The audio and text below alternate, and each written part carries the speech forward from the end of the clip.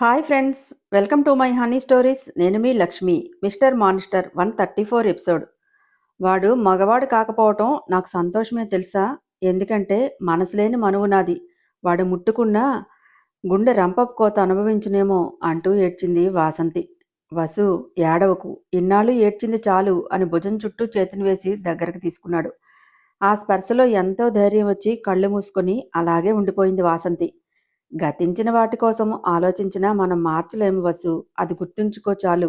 బాధ అనేది ఒక రోజుతో తీరదు. మన కట్టె కాలే వరకు ముళ్ళులా మన మనసును గుచ్చుతూనే ఉంటుంది.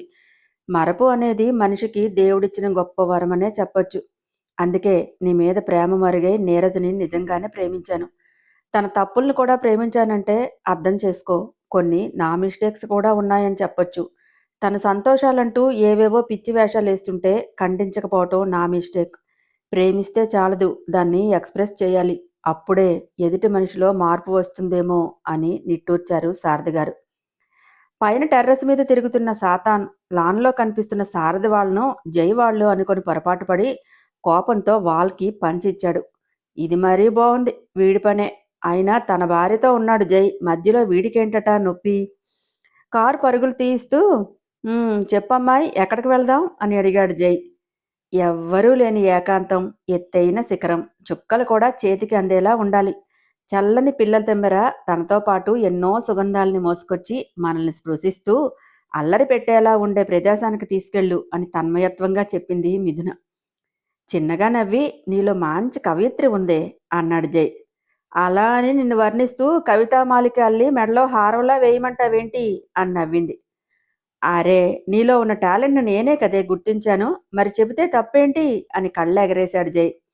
చాల్లే బాబు మోసింది, ఇక ఆపేయ్. ఫీలింగ్ వేరు, పోయట్రీ వేరని మీరు గుర్తించాలి అని అలకగా అంది. ఇంకేమున్నాయి ఫీలింగ్స్ నా మీద చెప్పు, వింటాను అంటూ నవ్వాడు. నేను ఎఫ్ఎం రేడియోనా, జర్నీలో ఎంటర్టైన్ చేయడానికి అని గుర్రుగా చూసింది మిథున. ఫీలింగ్స్ షేర్ చేసుకోమంటే అర్థం ఇదని నిజంగా నాకు తెలియదే మైదానం. నువ్వు క్రీస్తు శకంలో పుట్టాల్సిన దానివి, బట్ అప్డేటెడ్ కాలంలో పుట్టావు అని పెదవి విరిచాడు. నన్నేమీ వెక్కిరించక్కర్లేదు, మేము అప్డేట్ అయ్యాం అని మూతి అష్టవంకర్లు తిప్పింది. గ్రైండర్లో రాయిలా భలే తిరుగుతుందే నీ మూతి అంటూ పెదవుల్ని వేళ్లతో లాగి ముద్దు పెట్టాడు. ఐస్ పెట్టకు అంటూ నవ్వి, ఇప్పుడు ఎక్కడికి సామి అని కళ్ళెగరేసింది.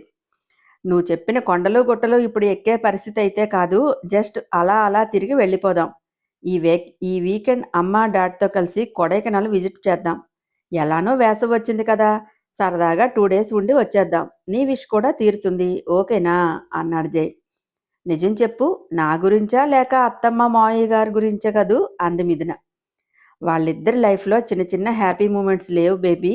డాడ్ బిజినెస్లో పడి తనకంటూ ఒక లైఫ్ ఉందని గుర్తించనే లేదు. మామ అయినా ఫోర్స్ చేసి ఉంటే ఇద్దరి మధ్య బాండింగ్ ఏర్పడి జీవితాన్ని ఆస్వాదించుకుని ఉండేవారేమో. బట్ మామ్ ఒక మోస ద్వారంలో పడిపోయి లైఫ్ ఏంటో తెలియని మూర్ఖత్వంలోకి జారిపోయి తన సంతోషాల్ని బయట వాళ్ళ దగ్గర వెతుక్కుంది. భర్త అలసి వస్తే చల్లగాలయ్యి సేద తీర్చాలి భార్య. ప్రతి అడుగులో తోడే నిలవాలి.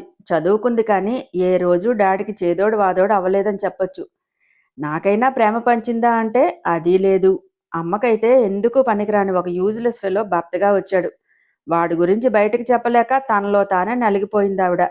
వాళ్ళకి ఇప్పుడైనా కొన్ని సంతోషాలను ఇద్దాంరా, మనం ఇంతకంటే ఏం చేయలేము అంతే అన్నాడు జై. Good idea. అత్తమ్మలో ఉన్న ఇన్ఫీరియారిటీ కాంప్లెక్స్ కూడా దూరమయ్యి మావయ్య గారితో చనువుగా ఉంటారు. వాళ్ళ మధ్య ఒక బాండింగ్ ఏర్పడుతుంది. బాండింగ్ అంటే లైంగిక వాంఛన అర్థం కాదు, ప్రేమ పెరుగుతుందంతే అంది Mithuna. Yeah, you are right baby అంటూ గార్డెన్ రెస్టారెంట్ దగ్గర కారు ఆపాడు జై. జై అంటూ భుజాన్ని వేలుతో గోకేస్తూ గోముగా పిలిచింది మిథున. భుజానికి బొక్క పెట్టకు, మ్యాటర్ చెప్పు అంటూ నవ్వాడు. నాకు స్ట్రీట్ ఫుడ్ తినాలని ఉంది అని గారంగా అంది. అచ్చా, ఇంకా? మూతి మూర ముందుకు తెచ్చి బిగించి, నా ఫీలింగ్స్కి వాల్యూ ఇవ్వడం లేదు నువ్వు, సో నేను హర్ట్ అయ్యాను. బొంగుమూతి కూడా పెట్టా, కావాలంటే చూసుకోవచ్చు అంది మిథున. ఓరి దీని యాసాలో అంటూ నవ్వి, బేబీ అడుగుతుంటే ఆ మాత్రం చేయలేవా అని వెనక నుంచి గొణిగాడు ఇన్నర్. నువ్వింకా బతికే ఉన్నావా అని వ్యంగ్యంగా అన్నాడు జై. నాకేం గుండ్రాయిలా ఉంటే అని గీరగా చెప్పాడు. నీ ఫ్యాన్స్ ఓ తెగ తలుస్తున్నారు నీకోసం. ప్రయాగ్రాజ్ కుంభమేళాకు పోయి గంగలో మునిగాడు, ఇక తేలలేదు అని చెప్పానే అంటూ వెకిరించాడు. హా! నాకు ఫ్యాన్స్ ఉన్నారని నీకు కుళ్ళు లేవోయ్! నీ ఏడుపే నా ఎదుగుదల అని వంకరగా అన్నాడు సోల్గాడు. ఇంకేం ఎదుగుతావు? ఇప్పుడే రేవిలో తాడంత ఉంటే, రేపు ఎలా ఉన్నా నా బేబీ లవ్ అంతా నాకే. నువ్వో గింజుకోకే అని వెక్కిరించి, బేబీ లుక్ చూడు నిన్ను భస్మం చేసేలా చూస్తోంది అంటూ నవ్వాడు సోల్. పిశాచాలు అలాగే చూస్తాయి. వాటి లుక్ కేర్ చేస్తానా ఏంటి? అంటూ ఏంటే గుడ్లగూబలా చూస్తున్నావు దిగు అంటూ డోర్ తీశాడు. నాకు ఈ మొగుడు నచ్చలేదు నాగార్జున గారు. ఎలిమినేట్ చేసి మంచి మొగుడిని ఇవ్వండి అని కచ్చిగా అంది మిథున. కళ్ళుకి చిన్నగా చేసి చూస్తూ నీకు చిప్పుగాని దొబ్బిందేంటే తిక్కతిక్కగా వాగుతున్నావు అని యగాదిగా చూశాడు. నీలాంటి మెంటల్ మొగుడు ఉంటే తెక్కెక్కడం పెద్ద మ్యాటరేం కాదు అని మూతి తిప్పింది మిథున. నా బేబీని ఎప్పుడు ఏడిపిస్తూనే ఉంటావు. నీ జిమ్ అడిపోను. తనేమైనా మణులు మాణిక్యాలు అడిగిందా? కమ్మనైన ఫుడ్ అడిగింది. దానికే ఓ గింజుకుపోతున్నావు అని పక్క నుండి సన్నాయి రాగాలు తీశాడు సోల్గాడు. ఆపెహే ఎదవనాస, నువ్వు నోరు మూయకపోతే గొంతులో పొడుస్తాను అంటూ కరిచి, స్ట్రీట్ ఫుడ్ ఆయిల్స్ మంచిగా ఉండదే దెయ్యం. మెడిసిన్ వాడేవాళ్ళు అంత స్పైసీగా తినకూడదని తెలియదా? అందరికీ బోడి సలహాలిస్తావు అని సీరియస్ అయ్యాడు. ఒకరోజు తింటే ఏమీ కాదు తెలుసా అని బొంగమూతి పెట్టింది మిథున.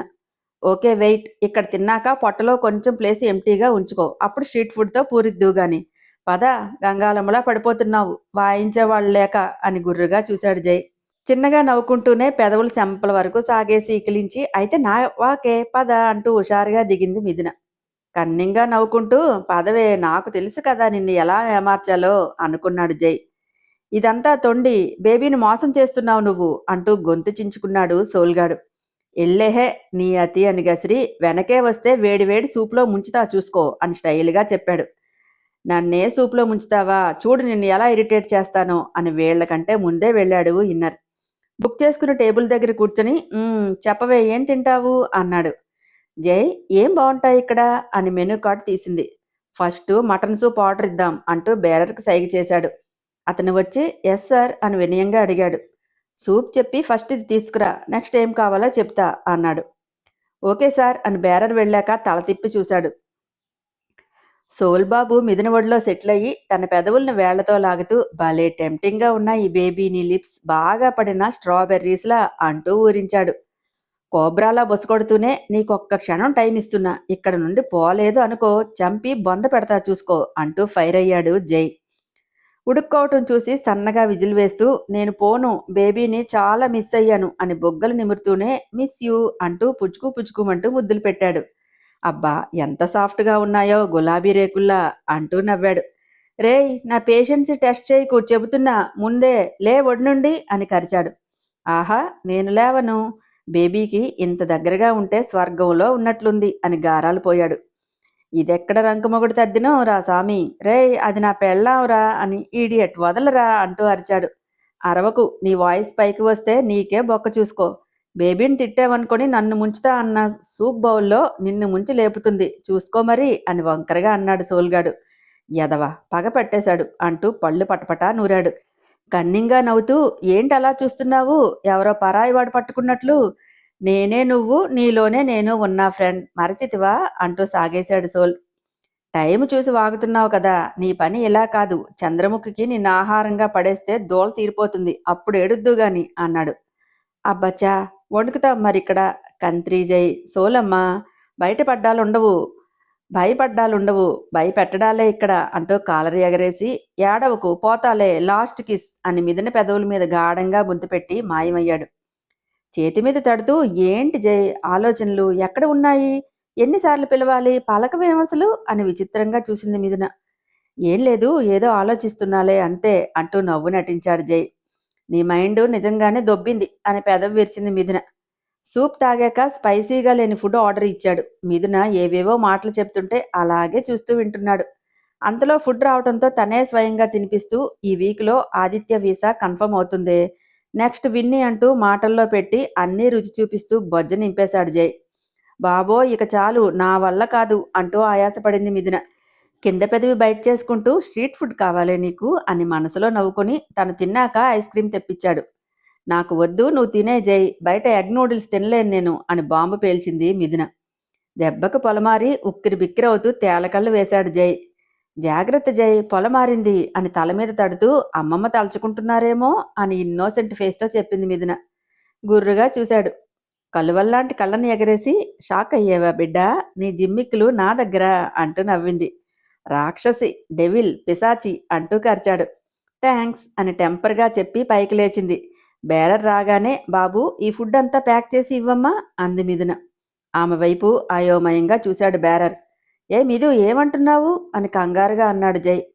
చురుగ్గా చూస్తూ, వెయిట్ అని, ఇది మేము మనీ వెచ్చించి ఆర్డర్ ఇచ్చిందే కదా, ఏదో ఫ్రీగా తీసుకెళ్తామన్నట్లు అలా చూస్తావే, మొత్తం ప్యాక్ చేయించు, ఫ్రిడ్జ్లో పెట్టుకుని టుమారో తింటాం అని బలుపుగా అంది మిథున. ఓ గాడ్, ఇది పరువు చంక నాకించేలా ఉందే అని నడ్డి మీద చేతులు పెట్టి సీరియస్గా చూశాడు జై. జైని ఇసుమంత కూడా కేర్ చేయకుండా నడ్డి తిప్పుకుంటూ వెళ్తూ, రావా, ఇక్కడే కాపురం ఉంటావా అని బలుపుగా ప్రదర్శించింది. నీ అంటూ పళ్ళు నూరేస్తూ వెనకే వెళ్ళాడు జై. కింద పెదవిని మునిపంటితో నొక్కుకొని, కాలుతున్నట్లుంది గురుడికి అని మనసులో నవ్వుకుంది. కారు దగ్గరికి వచ్చేసరికే బేరర్ కవర్స్ తెచ్చి బ్యాక్ సీట్లో పెట్టాడు. అతనికి మనీ ఇవ్వండి జై అని ఆర్డర్ వేసింది మిథున. వ్యాలెట్ తీసి 200 నోట్ తీసి ఇచ్చాడు. జై థ్యాంక్ యూ సార్ అని వెళ్తుంటే 1 మినిట్ తమ్ము అని అంది మిథున. చెప్పండి మేడం అని ఎంతో వినయంగా అన్నాడు. తినడానికి పట్టెడన్నం లేక అల్లాడేవాళ్ళు మన సిటీలో చాలా మంది ఉన్నారు. మాలా బలుపు ఎక్కువైనా పొట్ట పట్టే కంటే ఎక్కువ ఆర్డర్ ఇచ్చి తినకుండా వదిలేసి భోజనాన్ని వేస్ట్ చేయకు. నువ్వు వెళ్లే దారిలో ఎవరో ఒకరు ఆకలి బాధతో ఉండే ఉంటారు. వాళ్ళకిస్తే నీ ఫ్యామిలీ చల్లగా ఉంటుంది. ఓకే అంది మిథున. సారీ మేడం అని తలదించుకున్నాడు బేరర్. సారీ ఏమీ వద్దు, నేను చెప్పింది నీకు సాధ్యమైతే తప్పకుండా చెయ్యి, మాధవుడు కూడా సంతోషిస్తాడు.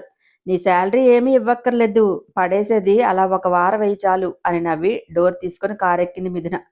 చిన్నగా నవ్వుకుంటూ వంగి, ఏంటి పాప డ్రైవింగ్ సీట్లో సెటిల్ అయ్యావు అని కళ్ళెగరేశాడు జై. స్టీరింగ్ నీ చేతిలో ఉంటే నువ్వు నా మాట వినటం లేదు, సో నువ్వు సిట్టింగు నేను డ్రైవింగు, వస్తావా లేక వెళ్ళిపోనా అని టెంపర్గా అడిగింది మిథున. తెగించేసేవే బాగా, ఇంటికి పద నీ పని చెప్తా అని తిరిగి వచ్చి డోర్ తీసుకుని ప్యాసింజర్ సీట్లో కూర్చున్నాడు జై. సన్నగా విజిల్ వేసి కార్ స్టార్ట్ చేసి ముందుకు పరుగులు తీయించింది. సీట్ వెనక్కి వాలి ఆరాంగా కూర్చుని, ఏంటే రౌడీ రంగం వేషాలు వేస్తున్నావు, ఏంటి కథ అని నవ్వాడు. అవ్వా, ఏంటి నిందలు, నేనేం వ్యాసాలు వేసాను బావయ్య ఆయ్ అని వంకరగా అంది. నీలో చాలా సెకలు ఉన్నాయే బక్కీ అని టీచ్ చేశాడు. బక్కీ ఏంటి చండాలంగా అని మొహం వికారంగా పెట్టింది. బక్క వాళ్ళని అలాగే పిలుస్తారే బక్కదానా అని కవ్వించాడు. హలో, నేనేం అంత సన్నగా లేను, ఇలా ఉంటేనే బాగుంటారు, హెల్దీగా కూడా ఉంటారు, ఒళ్ళొస్తే అది తగ్గించుకోవడానికి పొట్ట మార్చుకొని తిప్పలు పడతారు తెలుసా అంది. సన్నగా ఉండాలా, నువ్వు మరీ గాలేస్తే ఎగిరిపోయేలా ఉన్నావే, అది కదా చిత్రం అంటూ పెదవి విరిచాడు. నువ్వేమనుకున్నా పర్వాలేదు, నాకేమీ నామోషి కాదు అని ఫుట్పాత్ దగ్గర కార్ స్లో చేసింది మిథున. ఇక్కడ ఆపావేంటే, నీతో లవ్ డ్యూయట్ వేసుకుందామని సాగదీసింది. మరి నీకు డ్యాన్స్ వచ్చా అని ఆశగా అడిగాడు. వస్తే నడి రోడ్డు మీద చిందేయటానికి రెడీ అన్నమాట తమరు అని సీట్ బెల్ట్ తీసి డోర్ ఓపెన్ చేస్తూ అంది. మనకి అలాంటి సిగ్గెగ్గులు ఏం లేవు, నువ్వు సై అని చాలు, మన తడాకా చూపిద్దాం అని నవ్వి తాను దిగాడు జై. అవునులే, తమరి దరిదాపుల్లోకి కూడా రాని సిగ్గు కోసం మీకేం తెలుసు, నన్ను ఏమార్చాలని 1కి 4 ఆర్డర్ పెట్టావు కదూ, ఇంకోసారి ఇలాంటి ఎచ్చులకు పోతే ఇంటికి తెచ్చి ఫ్రిడ్జ్లో పెట్టి వారం రోజులు తినిపిస్తా చూసుకో అని వార్నింగ్ ఇచ్చి ఫుట్పాత్ మీద పడుకున్న వాళ్ళ దగ్గరకు కవర్ తీసుకువెళ్ళింది మిథున. ఆమెను చూడగానే పిల్లలు పరుగున వచ్చి గుమిగూడారు. కవర్స్ అందిస్తూ, అందరూ పంచుకు తినండి అని చిన్న పాప తల నిమిరి వస్తుంటే, థ్యాంక్స్ మేడం అన్నారు పిల్లలంతా. నాకు కాదు, ఈ సార్కి చెప్పండి, తనే మనీ ఇచ్చారు అంటూ నవ్వింది. కార్ డోర్ దగ్గర చారబడి అపురూపంగా చూస్తున్నాడు జై తన నెచ్చెలి వైపు. కార్ డోర్ తీస్తూ, హలో సార్ రండి అంటూ ఎక్కింది మిథున. సన్నగా నవ్వుకొని తాను ఎక్కాడు. జై కార్ స్టార్ట్ చేసి పరుగులు పెట్టిస్తుండగా కాస్త దూరం వెళ్లేసరికి సైడ్ నుండి 2 కార్లు దూసుకొచ్చాయి. జై, ఎవడికో దురద ఎక్కినట్లుంది, మన మీదకు వస్తున్నారు అంది మిథున. నువ్వు ఆపకుండా పోనీ చెబుతాను అంటూ మిథుకి బాగా దగ్గరగా జరిగాడు. ఎవరు ఈ అల్పాయుష్ వెధవలు అని పెదవి విరిచింది మిథున. ఎవడో ఇగో పట్టిన గాడిద అంటూ సైడ్ మిర్రర్ నుండి చూస్తూనే ఉన్నాడు. కారు వేగం పెంచింది మిథున. ఆ కార్లకు మరో 2 కార్లు యాడ్ అయ్యేవి. సంఖ్య పెరుగుతోంది జై, మ్యాటర్ సీరియస్ అయ్యేలా ఉంది. ఏమీ కాదు పోనివ్వు, నేను చూసుకుంటాను అన్నాడు జై. చాలా దూరం వరకు వెంబడించారు. ఖాళీ ప్లేస్కి వచ్చేసరికే మిథున చేతిలో స్టీరింగ్ తన చేతుల్లోకి తీసుకుని సర్రను కోశాడు జై. అది ఎక్స్పెక్ట్ చేయక అటూ ఇటూ ఫాలో చేస్తున్న కార్లు 2 బ్యాలెన్స్ తప్పి సైడ్కి పోయాయి.